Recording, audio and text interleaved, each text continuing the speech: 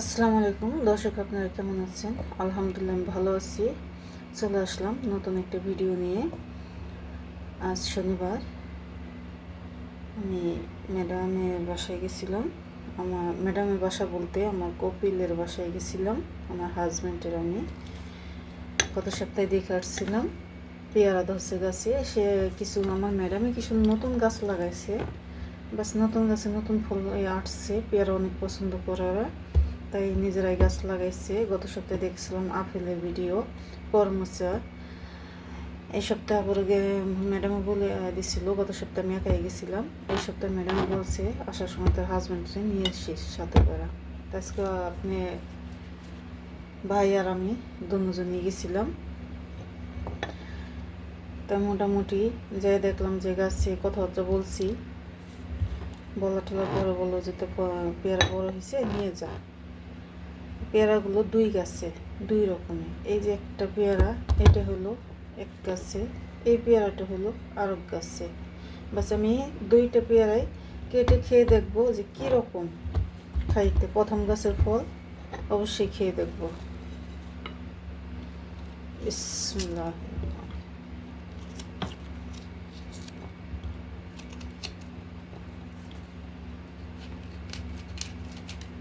কাঁচা পেয়ারাগুলো আমার হাজব্যান্ড অনেকে পছন্দ করে, সবসময় হয় কাঁচা পেয়ারা পছন্দ।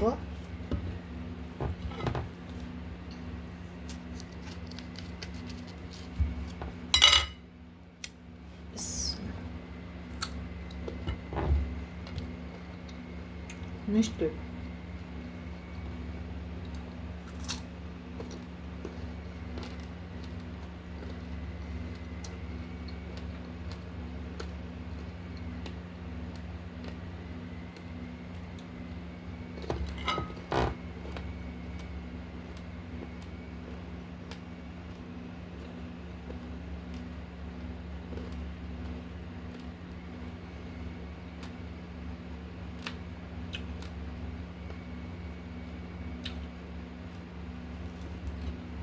আগেরটা ছিল লম্বা পেয়ারা, মোটামুটি ভালোই, খারাপ না। দেশি পেয়ারার মতনই। এটা লারক গাছের।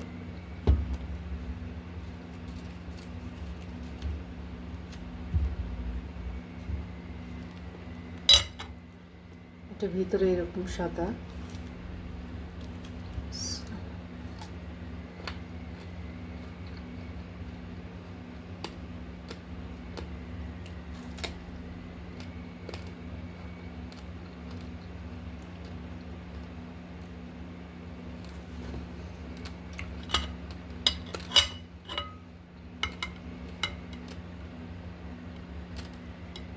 এই পেয়ারাটা আগের পেয়ারাটার চাইতে সবচেয়ে মজা বেশি।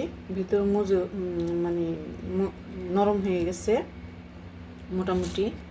প্রথম গাছের চাইতে দ্বিতীয় গাছের পেয়ারাটা খুবই ভালো। আরও কিছু জিনিস আনছি। গাছের জিনিস তো দেখলে সব জিনিসই ভালো লাগে। এরা মরিচ গাছে আপনার কাঁচামরিচ ঝাল খায় না, অবশ্যই ওরা লবণ দিয়ে, দেশে আমাদের দেশে যেরকম ইলিশ মাছ লবণ দিয়ে রাখে, লবণ কাটা মাছ বলে, নোনা মাছ বলে, তাই এই দেশে এইরকম মনে করেন যে শসা, গাজর, তারপর মরিচ, বিভিন্ন আরও কিছু ফল আছে, ওরা এগুলো মনে করেন যে লবণ দিয়া, মোটা লবণ দিয়ে বেশি করে ওই মাছের মতন ওই রকম করে মনে করেন বরমের মতো ভরে এই পানি দিয়া রাইখা দেয়। এটার বলে ওরা কাবিজ। তারা কাবিজ দেওয়ার জন্য মরিচ গাছও লাগাইছে। আমি ওর মরিচও আনছি।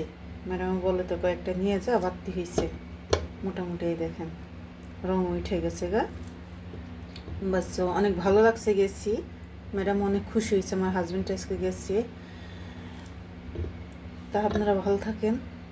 নতুন নতুন বিনোদন দেওয়ার জন্য সবসময় আমি চেষ্টা করবো। ইনশাল্লাহ আমার জন্য সবাই দোয়া করবেন।